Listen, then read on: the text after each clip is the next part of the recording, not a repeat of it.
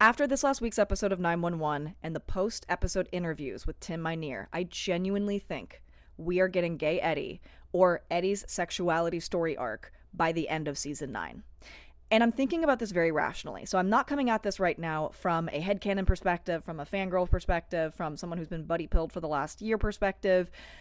I want to look at what Tim Minear said and what we know from the canon show that we have watched so far. I want to take into account what Ryan Guzman has said recently and how he has switched from female gendered pronouns to gender neutral pronouns when talking about a potential love interest, which is the first time that's ever happened. And I want to take these data points and actually think on them logically, okay? So this video, we're going to break that down because I have looked into this over the last 24, 48 hours, and I've talked about it extensively with my bestie Patricia. And look, for every hypothesis, right, you have to try to disprove it. Yeah?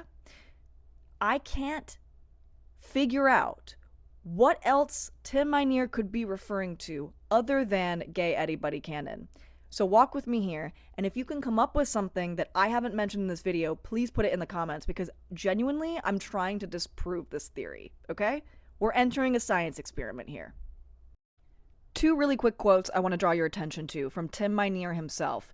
First, with the TV Insider article that was released, after he talked about in this interview that he doesn't want to force Eddie's love life anymore with these minor characters because it's not working and the story is kind of writing itself. He literally says that.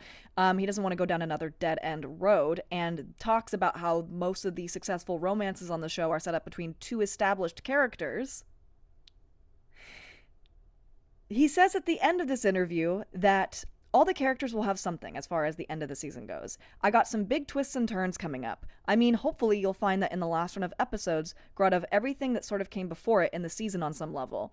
Things have been set up in a little sneakily earlier on, and all that will come to fruition. But yeah, there's a few jaw-dropping moments coming up, I think.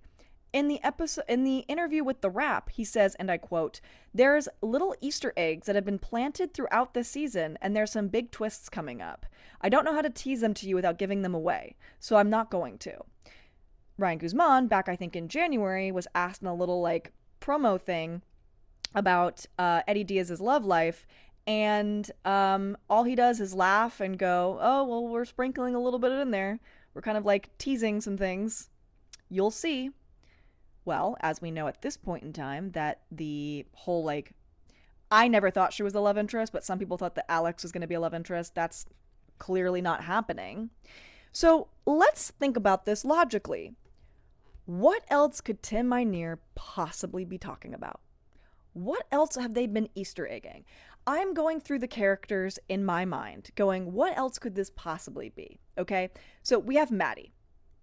Has there been anything this season with Maddie that has been, hints have been dropped of any future conflict or story?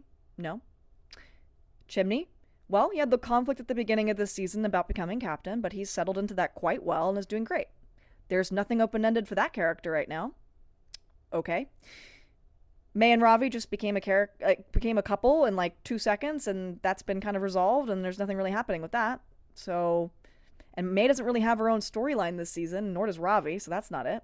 Harry had his whole journey with becoming a firefighter at the 118, and he had some conflict there with Athena and May and assimilating, but he's doing pretty well. There's nothing really Easter egged about that. Okay. Well, Hen had the entire chronic illness storyline, which was, pretty tumultuous, and how that affected her family and her dynamic with Karen and her place at the 118, but she found her way back very recently and is in a really good place with her chronic illness. So it's not that, because that's not an unresolved secret thing that we've been planting. That's something that we're fully aware of as the audience that's going on. So it's not leading up to something.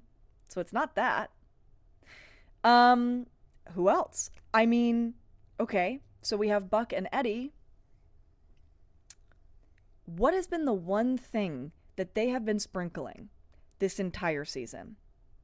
I went back through each episode.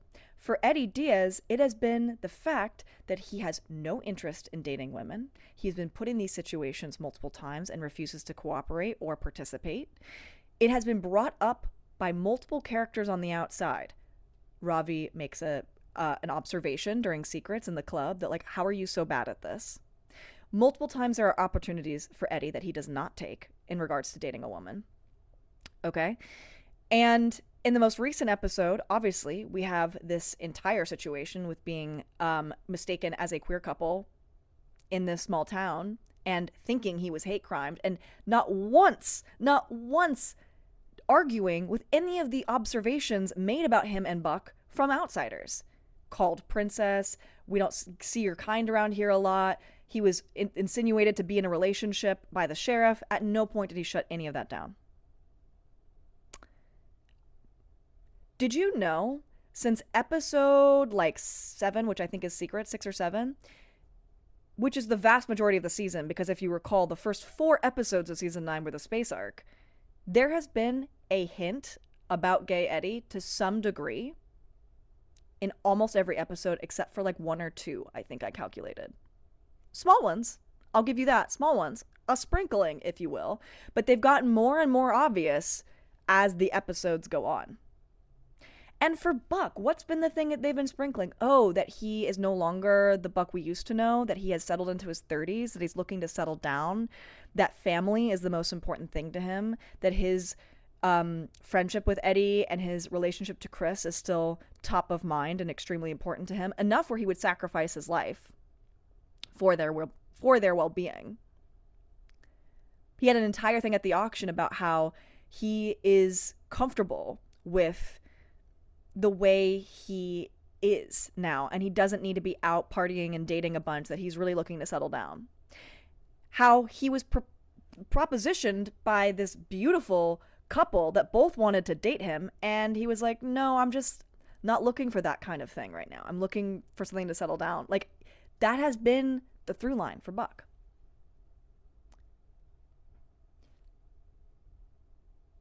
Can you think of any other plot line or character trait that has been sprinkled or hinted at for the vast majority of the season, at least in the last 7 through 13? Because I can't. And Tim Minear has now gone on record within the last 48 hours and said in pretty much every interview that there is something coming that has to do with these things that they've been Easter egging, and I cannot figure out what it could be other than this. I'm going through the characters, I cannot figure it out. Oh, Athena, right? There's nothing going on. I mean, there's obviously like the Bobby grief stuff, but they've addressed that. They've not resolved it, but like they've integrated that into the story. That's not some twist, right? So do I think we're getting mutual feelings realization, buddy canon, happily ever after by the end of season 9? No, they got renewed for season 10. Logically, they're going to stretch this out for as long as possible. But I do think one of the big twists is going to have to do with Eddie and his sexuality. Otherwise, what are we doing here? This is not like, oh, we're reading into this. We're picking up on crumbs that like don't exist, and we're like reading in between lines. This is like in the canon plot and story and dialogue now. This is not like fan theory anymore. This is very intentional, and they need to be really careful, because if all of this goes down and then they lean into this story and nothing comes of it, that is in fact queerbaiting.